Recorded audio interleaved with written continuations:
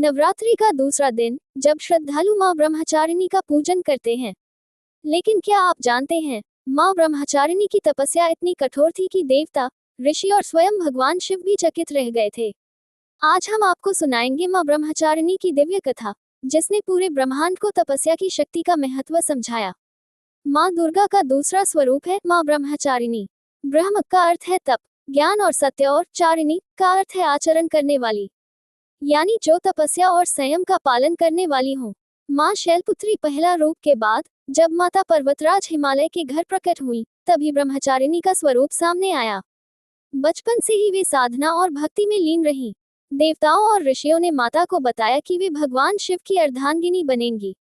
माता ने ठान लिया कि वे शिव को पति रूप में प्राप्त करेगी। लेकिन शिव को प्रसन्न करने का मार्ग आसान नहीं था।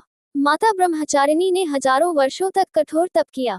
वे केवल कंद मूल फल खाकर जीवित रहीं, फिर वर्षों तक केवल बेलपत्र खाए, और अंततः वर्षों तक बिना अन्न और जल के केवल ध्यान में लीन रहीं।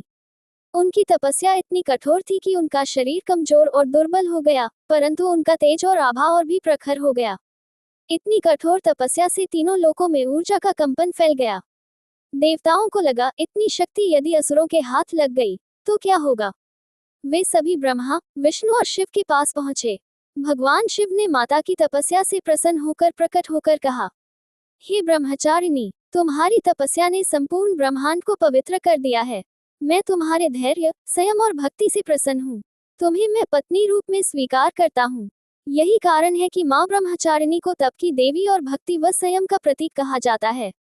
नवरात्रि के दूसरे दिन मां ब्रह्मचारिणी की पूजा से धैर्य, संयम और सफलता प्राप्त होती है। जो साधक इनकी उपासना करते हैं, उन्हें कभी जीवन में पराजय का सामना नहीं करना पड़ता।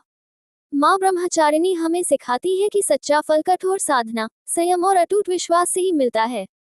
अगर आपको ये कथा अच्छी लगी हो तो वीडियो को लाइक और शेयर जरूर करें, और हमारे चैनल को सब्सक्राइब करें। जय माता दी।